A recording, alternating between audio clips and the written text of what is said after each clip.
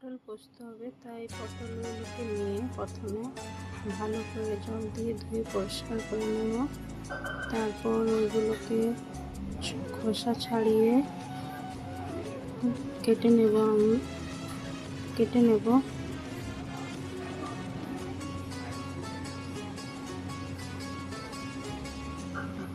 আধা আধা খোসা ছাড়াবো, তাহলে খেতে ভালো লাগে। ছাড়িয়ে ধুয়ে ঢেলে নিলাম থালাতে। তারপর একটু আলু দেব, তাই আলু পটলের তরকারি হবে, তাই আলুগুলো প্রথমে খোসা ছাড়িয়ে নিয়েছিলাম ভালো করে ধুয়ে। তো কেটে নিচ্ছি চৌকো করে কেটে নিয়ে আবারও ধুয়ে নিতে হবে।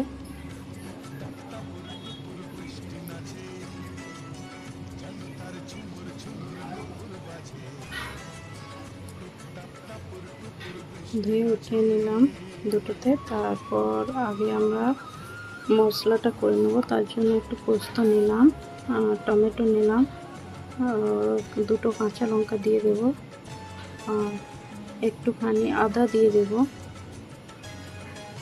দিয়ে মিক্সি ব্লেন্ডারে পেস্ট করে নেব। তারপর শুকনো মশলা করে নেব একটা, তাতে জিরা, গোটা জিরে, গোটা ধনে আর শুকনো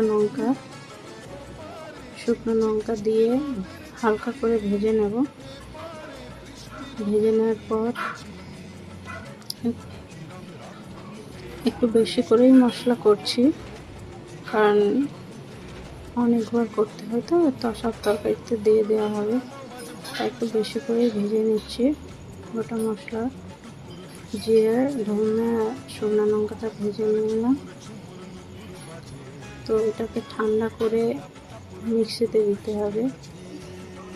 ঠান্ডার জন্য এটা থালাতে ঢেলে নিলাম। ঠান্ডা হয়ে গেলে একটু বরফে করে নেব। হয়ে গেল, পেস্ট করে নিলাম। তারপর কড়াই গরম হলে একটু তেল দিয়ে দিলাম, তাতে দুটো শুকনো লঙ্কা দিলাম। দেওয়ার পর একটু কালো জিরে দিয়ে দেব,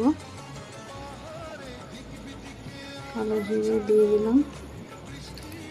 ভালোভাবে ভাজা হয়ে গেলে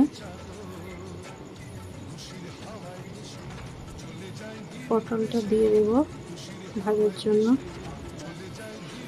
যেহেতু আমি প্রথমে ভাজিনি, তাই এখন ভেজে নিতে হবে তেলে, তাই পটলটা দিয়ে দেব।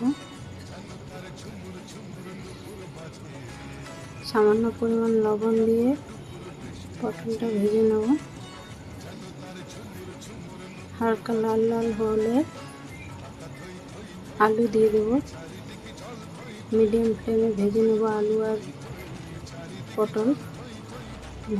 লাল লাল হয়ে গেলে, ভাজা হয়ে গেলে ওই পেস্ট করা মশলাটা দিয়ে দেব। যেহেতু আদা আছে, তাই একটু ভালো করে লো ফ্লেমে মশলাটাকে মেরে নিতে হবে, ভালো করে নেড়ে নিতে হবে। শুকনো হয়ে গেলে সামান্য পরিমাণ স্বাদ মতো হালকা চিনি দিতে হবে, তাহলে সামঞ্জস্য ঠিকই থাকে। হালকা চিনি, একটু শুকনো মশলা দিয়ে মিক্সি ধোয়া জলটা দিয়ে দিতে হবে। তো ভালো করে একটু নেড়ে নিতে হবে, যাতে মশলাটা ভালোভাবে মিক্স হয়ে যায়। তারপর পরিমাণ মতো জল দিয়ে, স্বাদ মতো লবণ দিয়ে একটু ফোটাতে হবে।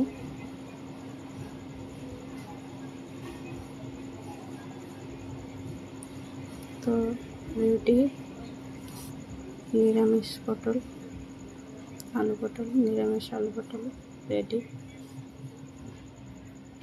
কেমন হয়েছে খেতে বলবে বন্ধু।